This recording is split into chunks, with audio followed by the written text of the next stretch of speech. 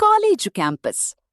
ಪವಿತ್ರ ತನ್ನ ಫೋನ್ನಲ್ಲಿ ಯಾರೋ ಕಳುಹಿಸಿದ ಮೆಸೇಜ್ ನೋಡಿ ಮುಗುಳ್ನಗುತ್ತಾಳೆ. ಅವಳ ಗೆಳತಿ ಸ್ನೇಹ ಪಕ್ಕದಲ್ಲಿ ಕುಳಿತು ನಗುತ್ತಿದ್ದಾಳೆ. ಪವಿತ್ರ, ಸ್ನೇಹ, ಈ ಅನಾಮಧೇಯ ವ್ಯಕ್ತಿ ಯಾರು ಅಂತಲೇ ಗೊತ್ತಿಲ್ಲ, ಆದ್ರೆ ಇವನ ಮಾತುಗಳು ತುಂಬಾ ಆಪ್ತವಾಗಿವೆ. ಸ್ನೇಹ, ಇಂದಿನ ಕಾಲದಲ್ಲಿ ಇದೆಲ್ಲ ಕಾಮನ್ ಕಣೆ ಪವಿ, ಲೈಫ್ ಅಂದ್ರೆ ಎಂಜಾಯ್ ಮಾಡ್ಬೇಕು. ದೃಶ್ಯ 2.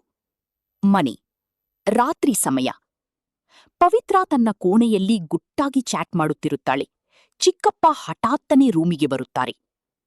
ಚಿಕ್ಕಪ್ಪ, ಪವಿತ್ರ, ಇತ್ತೀಚೆಗೆ ನಿನ್ನ ಓದಿನ ಕಡೆ ಗಮನ ಕಡಿಮೆ ಇದೆ, ಏನಾದ್ರೂ ತೊಂದರೆಯೇ? ಪವಿತ್ರ ಗಾಬರಿಯಿಂದ, ಇಲ್ಲ ಚಿಕ್ಕಪ್ಪ, ಸುಮ್ಮನೆ ಫ್ರೆಂಡ್ಸ್ ಜೊತೆ ಮಾತಾಡ್ತಿದ್ದಿ ಅಷ್ಟೇ. ದೃಶ್ಯ 3. ಕೆಫೆ ಅಥವಾ ಪಾರ್ಕ್. ಹೊಸ ತಿರುವು.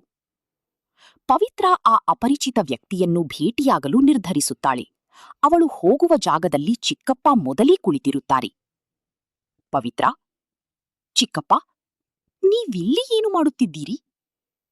ಚಿಕ್ಕಪ್ಪ, ನೀನು ಯಾರನ್ನು ಭೇಟಿಯಾಗಲು ಬಂದಿದ್ದೀಯೋ ಅವನು ನಿನ್ನ ದಾರಿಯಲ್ಲಿ ಸಿಗುವ ಮುಳ್ಳು ಎಂದು ನಿನಗೆ ಗೊತ್ತಿಲ್ಲ ಪವಿ. ಇಗೋ ನೋಡು ಈ ಫೋಟೋಗಳು. ಚಿಕ್ಕಪ್ಪ ಅವಳ ಫೋನ್ನಿಂದ ಎಡಿಟ್ ಮಾಡಲಾದ ಫೋಟೋಗಳನ್ನು ತೋರಿಸುತ್ತಾರೆ. ದೃಶ್ಯ 4. ಕ್ಲೈಮ್ಯಾಕ್ಸ್. ಪಾಠ. ಚಿಕ್ಕಪ್ಪ, ಸ್ವಾತಂತ್ರ್ಯ ಅಂದ್ರೆ ಬೇಕಾಬಿಟ್ಟಿ ಇರುವುದಲ್ಲ ಪವಿತ್ರ. ನಂಬಿಕೆ ಎನ್ನುವ ಕನ್ನಡಿ ಒಮ್ಮೆ ಒಡೆದರೆ ಅದನ್ನು ಸರಿಪಡಿಸಲು ಸಾಧ್ಯವಿಲ್ಲ. ನೀನು ಯಾರನ್ನು ಗೆಳತಿ ಅಂದ್ಕೊಂಡಿದ್ದೀಯೋ ಅವಳೇ ನಿನ್ನನ್ನು ಈ ಜಾಲಕ್ಕೆ ಸಿಲುಕಿಸಲು ಪ್ರಯತ್ನಿಸಿದ್ದಳು. ಪವಿತ್ರ ಅಳುತ್ತಾ, ನನ್ನನ್ನು ಕ್ಷಮಿಸಿ ಚಿಕ್ಕಪ್ಪ, ಕುರುಡು ಆಕರ್ಷಣೆಯಲ್ಲಿ ನಾನು ಹಿರಿಯರ ಮಾತು ಮರೆತಿದ್ದೆ. ದೃಶ್ಯ 5. ಅಂತ್ಯ. ಪವಿತ್ರ ತನ್ನ ಫೋನನ್ನು ಸ್ವಿಚ್ ಆಫ್ ಮಾಡಿ ಪುಸ್ತಕ ಹಿಡಿಯುತ್ತಾಳೆ. ಚಿಕ್ಕಪ್ಪ ದೂರದಿಂದ ನಗುಮುಖದಿಂದ ನೋಡುತ್ತಾರೆ. Voice over.